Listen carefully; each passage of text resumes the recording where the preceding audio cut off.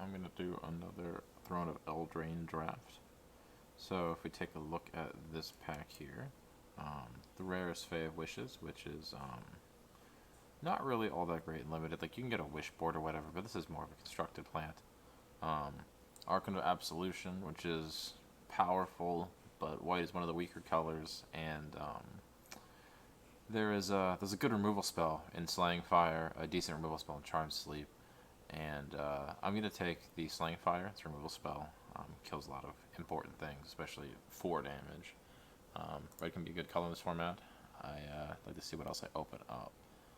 Alright, so I see an Epic Downfall, which is a decent removal spell, a black-red hybrid creature, a green-red hybrid creature, and some filler. So, if I take any of the uncommons, I'm committing to a second color. I'm committing to black, I'm committing to green, committing to red still, obviously, if I take the hybrids. Or if I take the black card, committing to black. Epic Downfall is easier to splash than these 2 cards. The chance of play is much higher, and I think it might just be better. I'm going to take Epic Downfall. Alrighty.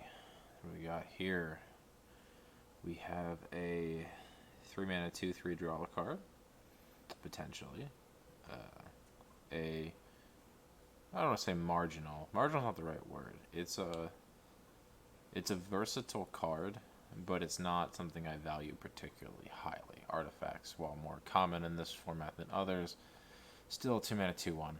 I'm going to take a 2 mana 2/1 in red black. I probably want this more because it has the chance to burn somebody out of nowhere. So the question is, how valuable is this Clockwork Servant relative to anything else? I could also take Moonlit Scavengers, which is a very powerful top end.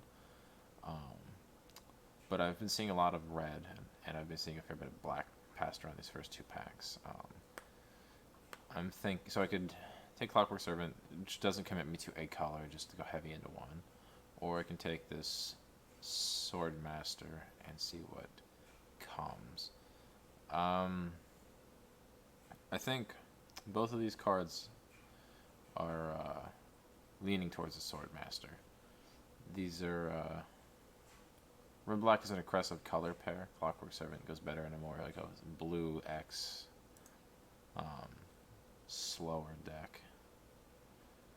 Alright. So there's Cauldron Familiar, which is an excellent combo with Witch's Oven. Which I could easily take. The food deck is not unavailable to me, technically speaking. Turn into a Pumpkin, which is a good removal spell, or at least interaction. Runaway Together, which is good interaction. Malevolent Noble, which is a good, decent black card. But if I was going to take something that's... So the cards for me, I see Ogre Errant, which I think is the better of these 4 drops. This is more like a mediocre Lava Axe, whereas this is actually like, it blocks. It also makes things attacking well. I think I'd rather have the Ogre Errant if I'm taking a red card than either the Rimrock Knight or the Embereth Paladin. And I don't think the Cauldron Familiar is... It's not good unless you have a combo with it, I think. So I'm going to take the Ogre Errant. I'm going to lead into this Red-Black Knights thing a little bit. Alright. So, Malevolent Noble, Fling, Searing Barrage, Golden Egg, Jousting Dummy. All these are reasonable cards for my deck. I have 2 good removal spells. I'm going to take a 3rd in Searing Barrage. With 2 Adamant Red removal spells, I'm looking to lean more red than black. Have some Black Knights as top end. So, in this case, I could take Golden Egg, Lash of Thorns, throw the possibility Gingerbrute. I don't think Gingerbrute does enough. Golden Egg cycles and enables splashes and the like. I think I'm going to take this. None of these cards in this pack are particularly good for me, though. Wow, my colors really dried out. Jeez. I think I will take the Fling. Just gonna stay in red. Eesh. This is quite the pack here. Um, Cauldron's Gift is a fine top end card for an aggro deck, I suppose. Bring back some powerful threat. Um, it's another creature. You need a creature. None of these cards are particularly good, so I don't want to just like hedge into another color. I'll take the Cauldron's Gift. I'll take the Bloodhaze Wolverine. Red has some ways to draw extra cards. I think, God, I think Crystal Slipper is technically better than these other ones. I'm gonna take Memory Theft. I think that's what I want to take. Witch's Cottage because it's in color. Fling in color. Talls of Beanstalks for the sideboard. Alright, so my rare is Feasting Troll King. I am so far out of green. Circara the Bold and Bacon to the Pie is really the two that strike me as the important cards in this pack. I have three good removal spells already. Bacon the Pie is obviously unconditional, but Circara is card advantage, and this deck needs some card advantage. It also needs some creatures. I have a lot of non-creature spells. So I'm going to take Circara. I'm pretty good on top end at this point, though. I want to lower my curve. I'm going to take this Raging Redcap. My Midnight Clock is a pretty good card, but once again, it's not matching my plan here. It is a knight. If I can get a piece of equipment or two, it's good. Synergizes with a Smitten Swordmaster and any combat tricks to get my hands on. So there's a couple of cards here worth looking at. Giant Skewer and Lost Legion, Redcap Raiders, I suppose. Lost Legion is a knight that synergizes with my Smitten Swordmaster, synergizes with my Ogre Errant. Giant Skewer makes my mediocre creatures better. Makes the Smitten Swordmaster good, the Bloodhaze Wolverine good, the Raging Redcap really good. But is an expensive, slow piece of equipment for what is largely an aggro deck. But I am deep red, and I'm leaning towards that. I think I'm going to take the Giant Skewer on mana cost reasons, actually. Hello there. Belle of the Brawl. This card is really good for knights. So, I want to lean into this knight synergy. This is a very powerful card in black that helps enable my attacking with knights.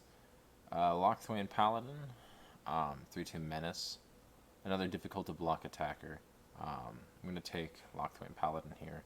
It's a very good way to round out my curve here.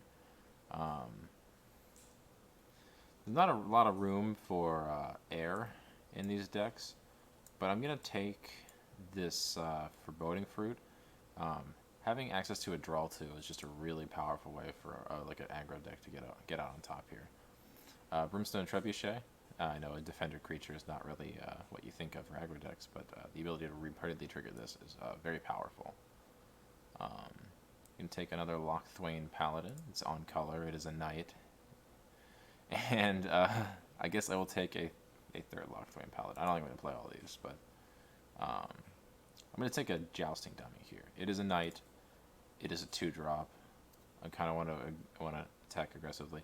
I'm more likely to bring in a Festive Funeral than I am to do these other things. I'll take the Crystal Slipper, I suppose. Despite being heavier on the red, I think, I'm more likely to play with 2 Witch's Cottage than I am to play a single of the Dwarven Mine. Okay. Hello. Sundering Stroke. 7 damage among 3 targets. Or Sir Conrad. Or Epic Downfall. All of these cards are very powerful. Sir Conrad is insane. He enables a lot of really powerful trades. He is a knight, and I'm a little low on creatures. I've got a lot of good creatures, but I'm a little low on creatures. So, I think Sundering Stroke is more powerful than Sir Conrad, but I need creatures. And Sir Conrad is a great way to enable my deck and several ways. All right. So the last time I looked at Lost Legion, I was deep red, and it didn't seem very good. Here, however, I have evened out the red and black mana costs. I'm going to take Lost Legion, I believe. It's enough better than Jousting Dummy that I would prefer to have one of these. Alright, I'm not taking 4 Lockthwain Paladins. I'm not going to use them all. Just not. I'm going to take this Reaper of the Night. I don't think I'm going to play it necessarily, but it's something worth having access to. Scorching Dragonfire is a powerful removal spell. Otherwise, it's like Weaselback Brigade, Redcap. I'm going to take this Scorching Dragonfire. Another powerful removal spell. Not necessarily something I need, but having it is always a boon. I'm most likely to play Merchant of the Veil, but I don't think I'm playing Merchant at the Veil. Take this Raging Redcap. What I want to wheel is my, I'll take a Forever Young. I don't know if I want that quite yet, but is the Smitten Sword Master. I'll have this, nope, take Raging Redcap. Alright, Jousting Dummy. Lash of Thorns, I suppose. Another Ogre Errant. Alright. And Deafening Silence. Alright. So my deck needs some cuts here. I have 4 cards too many, and arguably a couple of these could be easily still played. In a lower mana base, I'm going to cut a Witch's Cottage. Chances of coming in tapped is very high. So first of all, how many creatures do I have? Well, tell me, will it? 16 creatures. So I can cut this Bloodhaze Wolverine, I believe. Crystal Slipper. Fling is not very good.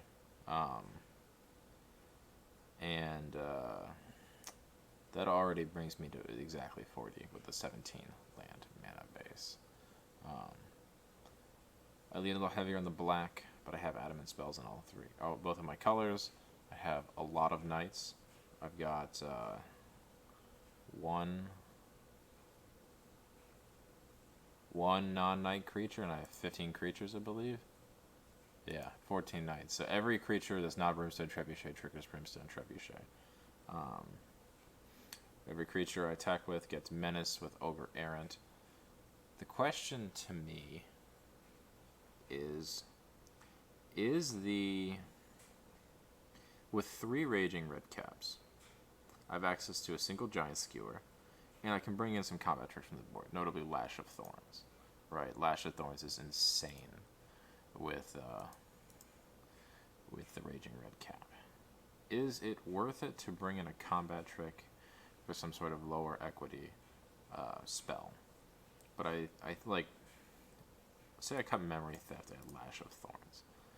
Then I turn 3 Raging Redcaps into highly powered creatures that can absolutely devour multi-blocks. I think that might be worth it. I don't think I'm bringing the Festive Funeral. I have enough spells at 5. Then the other question is this. I'm playing lowish to the ground curved deck. I have this Cauldron's Gift. This returns a creature from my graveyard to the battlefield with a 1/1 counter. That's not bad, but I also have Forever Young, which doesn't put it directly into play, but it is more versatile. I can cycle it. It does have synergies with Sir Conrad, and it enables multiple creatures. It's much like Foreboding Fruit in that I can stack my draws in such a way that I'm constantly drawing gasoline, triggering my Trebuchet, that kind of thing. I think I'd actually rather have a Forever Young than a Cauldron's Gift. It serves much the same purpose. It's interesting, I started out so heavily red, and then I went so deep on the black with the Lockthwain Paladin, so this was open to me. I think that my decent red removal, backed up with my powerful, I guess I would call them late game Inevitability Sinks, Sir Conrad, Sir Kara, the Brimstone Trebuchet, and then a couple of really powerful removal spells to back me up. May hopefully get me there. We'll see. I will see you in round one. We'll find out.